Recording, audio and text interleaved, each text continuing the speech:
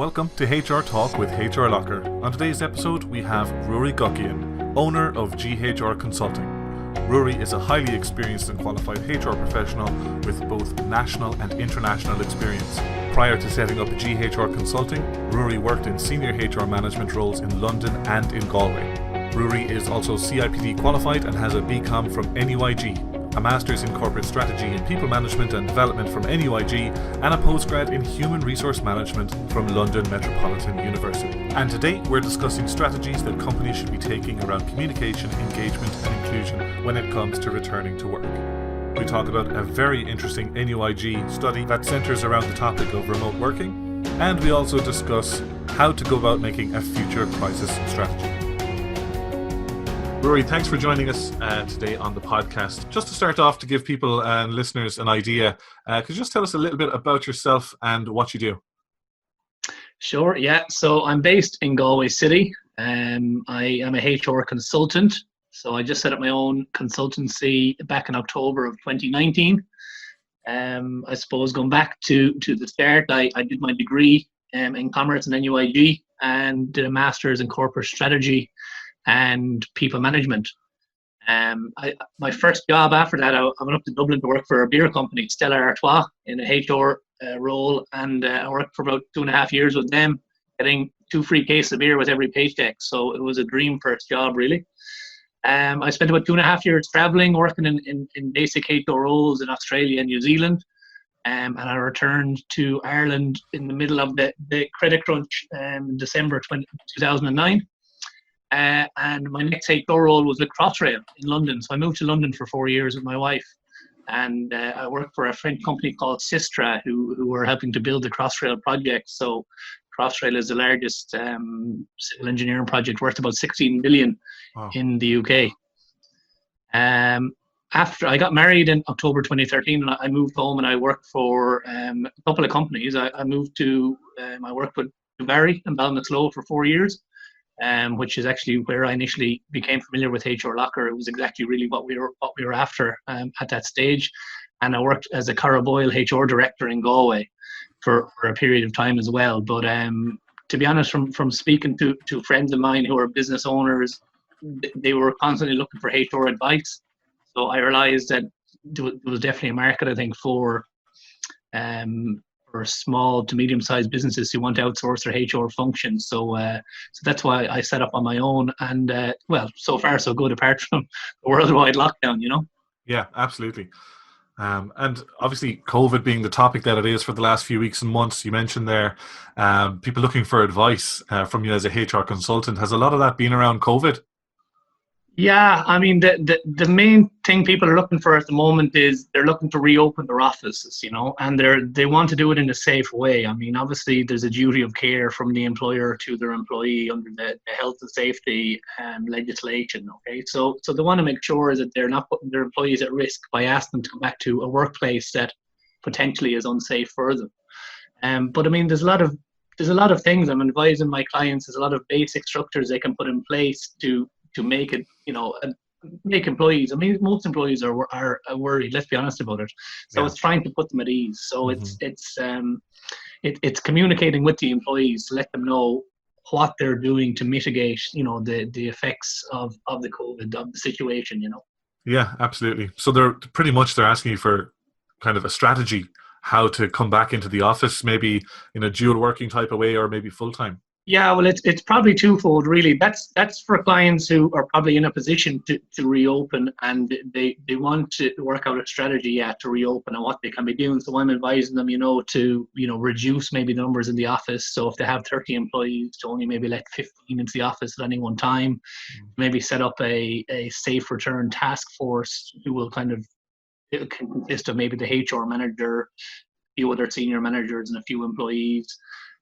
Put up social distancing notices within the business, which obviously they can download from the HSE, and increase maybe the cleaning frequency within the offices as well. So maybe do a big deep clean, but have it so that whenever an employee enters, they have to wash their hands.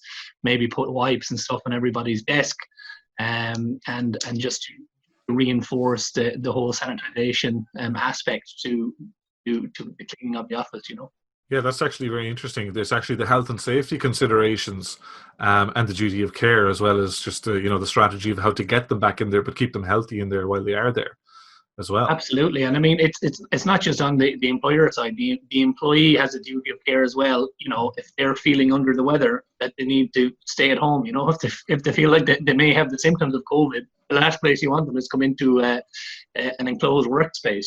So it's not just on the employer. The employer can do so much, but I Yeah. mean they're relying on the employee to behave in a responsible manner as well. Yeah, absolutely. Would there be strategies around communication and inclusion, engagement, and that when planning to return to Well, work?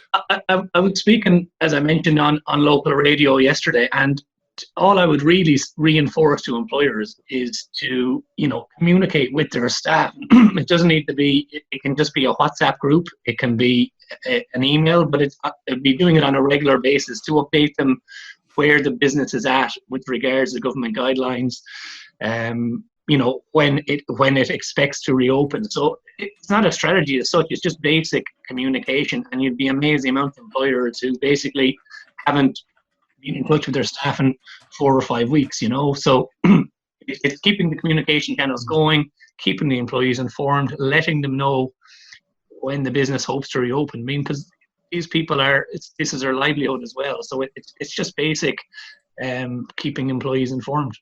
Yeah, and I suppose that's the stuff that might slip your mind as a manager, to actually keep those root those engagements, keep them going. I was speaking to someone recently. Actually, they just started using HRLocker, and their employees actually had come back to them and said, we're all working from home now, or some of them were temporarily laid off, and the only link they really had with their managers was actually through using the system, because they were in there communicating and such. But that's a very interesting point.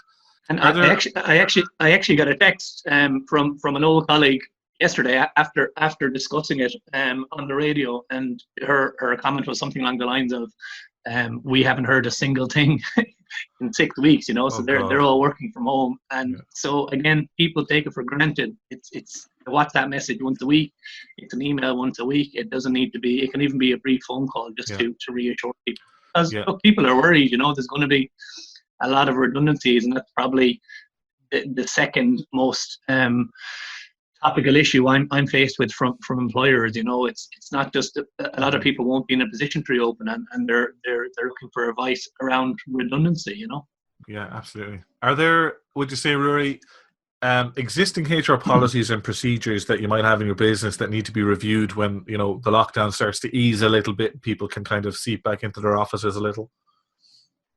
Well, I think after the lockdown, businesses are really going to reevaluate the way they work, and there's going to be a much more focus on working from home. I mean, there was a study just completed in NUIG this week where 83% of, I think, over 7,000 respondents said they wanted to work from home more often after this.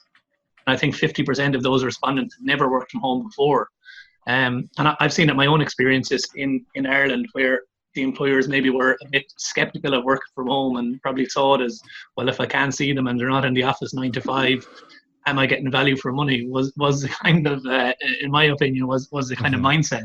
Yeah. So, I mean, a lot of the policies will have to be updated. The first one, most companies wouldn't even have a working from home policy prior to this. Now, they may have implemented one in the last few weeks, but there should be a robust policy as to, what it entails, just what the guidelines were, saying everybody may not be able to work from home. So what you're saying really is that you need to have more definitions in place on what remote working is going forward, especially for companies that maybe, financial services or something like that, who don't have a lot of remote work or be as accustomed to it as maybe the tech sector or early startups. Yeah, I mean, with your working from home policy, you need to basically outline that all employees aren't going to be eligible from working from home, and it's going to create probably a bit of jealousy within the workplace where some employees are getting the hump because they see some colleagues work from home and some can't. So if you have a clear policy outlining what the criteria is from working from home and who gets to decide, you don't want to turn it into a free-for-all where everybody wants to work from home, where it doesn't suit the business needs, Yeah, exactly. I've actually been working, I've been dual working for the last maybe 4.5 to 5 years. And I've had a lot of colleagues in the past who were like, "Oh, you work from home 2 days a week. That must be great. It must be so easy," and all this. And I can tell them it's not easy, but I've had texts over the last few weeks of those people who have now been forced into remote work, and they realize now that, it's not just all rosy in the garden and just simple, and you can sit back on your couch and relax. You do have to actually make extra effort in terms of communication with your colleagues, extra effort in terms of working on projects together and collaborating, and the same productivity, if not more productivity, can be expected. So I was very relieved when people started to understand that working from home isn't just it's not taking a day off. And I actually had this conversation with my sister over a coffee a couple of days ago, and I said, if employees were smart, now is the time where they should be increasing their productivity if they're working from home, because when the offices reopen and they want to continue working from home, they want to be able to demonstrate to their employers that, look, I worked from home for 2 months and, my work level didn't drop. So therefore you can trust me to do this on a more regular basis, even if it's 1 or 2 days a week. And what you're finding, even with positions I'd be recruiting for, people are coming to me. I recruit an accountant, and she simply said, look, I'll do 3 days from home and I'll do 2 days in the office. And it's just a lifestyle choice, and it's going to be reinforced by the COVID lockdown, I think. And it's definitely going to change the way a lot of people work. Mm-hmm. Yeah, it's interesting you say that. I have a friend who works for one of the large hedge fund companies. I won't name the company, obviously, but he's working remotely. His 2-year-old son is in the house, and his wife is there, obviously, and his partner's there to help. But that commuting time that's eliminated has just made his life so different. Usually he'd be stuck on a bus for like an hour each way, and he's because obviously he knows the nature of the business in HRLocker and that I work there. He's asked me for some advice on how he can actually boost his productivity so that he's more productive at home, and the company will see that, because him and a lot of other people I'm speaking to are kind of really enjoying working from home, and they're seeing productivity increases as well. So they actually need some guidance as to how to breach that subject with their employer as well. Yeah, look, I mean, in Galway, as I said, where I'm based, the traffic is chronic. And if employers are now saying, well, I can get an extra 2 hours of work out of John Joe up in the account office, rather than having them come over and back across town and potentially being stressed. I mean, it's a no-brainer, Yeah. And then in terms of those employers who are getting those requests, that now their team, like I know Twitter just announced yesterday, I think it was, yesterday was the 12th of May 2020, that they're going to give the option to the vast majority of their employees to work from home. But obviously Twitter might have a head start, or might have the resources to kind of get internal policies and procedures fixed before they make that offer. But in your experience, what existing HR policies and procedures need to be reviewed for when lockdown eases and people might continue to work from home? Yeah, I mean, quite a lot of them, really. I mean, you're going to need to update your health and safety policy, because you need to from your employees that they're working in a safe environment. So you might need some kind of sign off from them as to what hazards they have at home, maybe a risk assessment. You'll need to create a flexible working policy, not just a work from home policy, but actually a flexible working policy where you're saying, well, do you want to even condense the work week into a 4-day week, or 4 days in the office, 1 day at home? There'll be a computer security access policies would need to be looked at as well, because if people are working from home on their own Wi-Fi or their own personal laptops. So again, there needs to be some kind of clarity as to the standard of security that's expected. Even the disciplinary policy would need to be updated to say if people are working from home kind of without authorization, that it will result in disciplinary action. I mean, 99% of disciplinary policies won't probably have anything about that in place. And you'd almost need a timekeeping and attendance policy. Again, it's just reiterating what the procedures were. If somebody is working from home, are they still expected to clock in as normal and clock out as normal? Do they need to record their breaks when they're working from home? So there's quite a lot of administration around the policies that employers need to be aware of. Yeah, absolutely. And then in terms of the future, we'll say we have all of our HR policies and procedures and all of our documentation is in order. But if there is a future crisis or a pandemic in the next few years again, what kind of plans should a company put in place to be ready for that? Well, it's funny, when I worked for Crossrail in London, I was based in Canary Wharf, and we were about 30 stories up with an amazing view of London City. And I sat beside a girl from Australia for about 2.5 years, and her job was business continuity coordinator. And she was constantly trying to get very busy project managers, a project manager could have been on a £500 million project. So these are very busy bosses, and trying to get them into meetings as to what will happen should the building fall down, or should the IT system crash, all about worst case scenarios. So I mean, it's a huge eye opener, I think, the COVID lockdown for employers. And I spoke to some of my own clients who were frantically spending the week of the lockdown trying to get the IT professionals out to their offices to get all of their employees set up on VPNs and things that where they could access the computer files, Yeah. So it's the same as anything, and you see a lot in HR. Until something goes wrong, it's not taken seriously. And now with the COVID, it's a huge eye opener for employers, and they need to be able to have someone within the business who's responsible for the business continuity, who will basically outline to them what is required and make the investment. I mean, the investment is mainly in IT structure.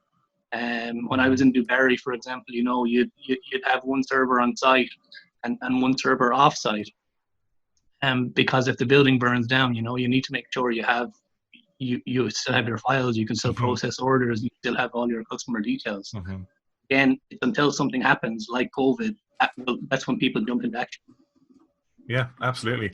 That is some fantastic advice. So a quick recap, we've covered everything there. Communication, engagement, inclusion, something that you said is very important, along with the health and safety stuff.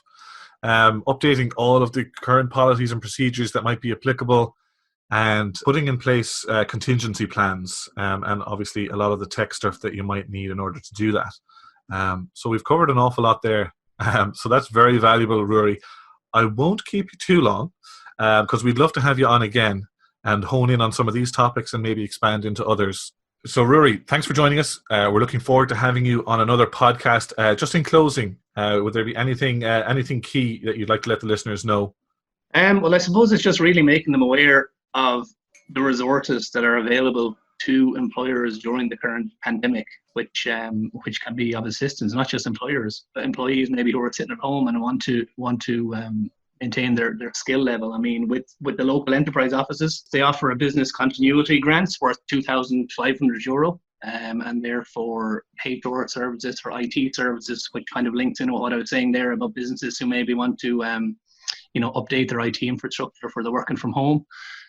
All those details are available on the local enterprise office website. SkillNet as well, which is a government-funded training group. They offer a lot of free webinars at the moment. There's lots of free training. So again, employers and employees can be availing of that, and it's a good way for employers to maintain that link with their employees by maybe allocating some training to them. And again, there's no cost for the employer with that. And even here in Galway, there's a group called Quokka Wellness, a lady called Carrie Buds on it, and she's actually offering free workplace wellness strategy training program. And that's specifically geared towards employees who are returning to work. And again, she's offering those free of charge as well. So it's a strategy where she will speak to the employers and give them advice on what they can do to mitigate, I suppose, the worries of their employees for their return to the workplace. So there's lots of free resources available, and I think a lot of people are pulling together trying to help each other, Absolutely. And I'll link to all of those resources you mentioned in the description of the podcast as well, so people have somewhere to get those and engage with those. Ruairi, thanks again for your time today. Looking forward to having you on again soon. No worries. Nice speaking to you.